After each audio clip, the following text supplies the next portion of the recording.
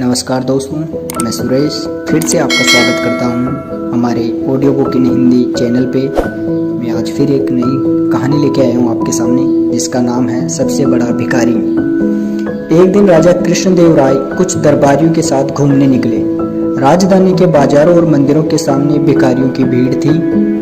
उन्होंने आकर दरबारियों से पूछा तो वे बोले, महाराज, विजयनगर में भिखारियों की संख्या काफी बढ़ती जा रही है। सुनकर राजा चौंके, फिर बोले, तो क्या हमारी शासन व्यवस्था ठीक नहीं है? भला इतने लोगों को भीख क्यों मांगनी पड़ रही है? सुनकर सब चुप।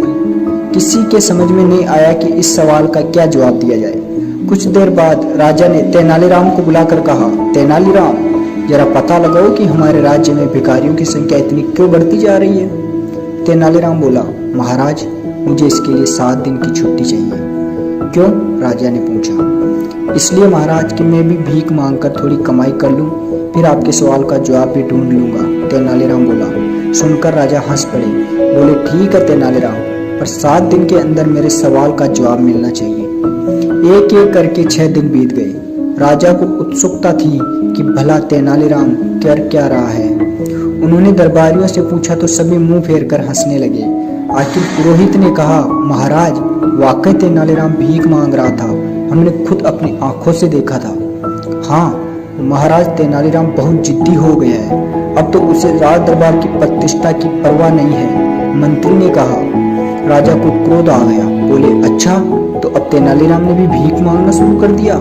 राजा अपनी बात पूरी कर पाते इससे पहले भिखारियों का एक दल वहां आ गया। उनमें से आगे वाला भिखारी बोला, महाराज, अभी भीख मांगना कहाँ सीख पाए हैं? भीख मांगकर पहले तो गुजारा ही कहाँ होता है, फिर उसमें न जाने किस किस का हिस्सा। राजा ने पूछा। इसका उत्तर तो हम नहीं, राज्य का सबसे बड़ा भिखारी ही दे सकता है, जो हम सबसे भीख मंगवाता है। कौन है सबसे बड़ा भिखारी? राजा ने चिल्लाकर कहा। यह मंत्री जी बताएंगे। महाराज, ये भिखारी पता नहीं क्या उल्टा सीधा बोल रहा है, आप इनकी बात मत सुनिए, मंत्री ने आग बबूला होकर कहा। ठीक है महाराज, आप उस भिखारी की बात मत सुनिए, पर मेरी बात तो आपको माननी पड़ेगी। कहते कहते आगे खड़े तेनालीराम ने अपना फटा चौका उतारा तो सामने तेनालीराम खड़ा था। देखकर राजा चकराए। तेनालीराम बोला, महाराज, इतने समय से भिखारियों के बीच रहकर मैंने सबसे बड़ा भिखारी खोज लिया है। मंत्री जी बताइए कि उन्होंने उसे कहाँ छुपा दिया है, वरना तो। सुनकर मंत्री के चेहरे की हवाइयां उड़ने लगी। उसने मान लिया कि उसका दूर का रिश्तेदार रघुराज को गिरफ्तार कर लिया।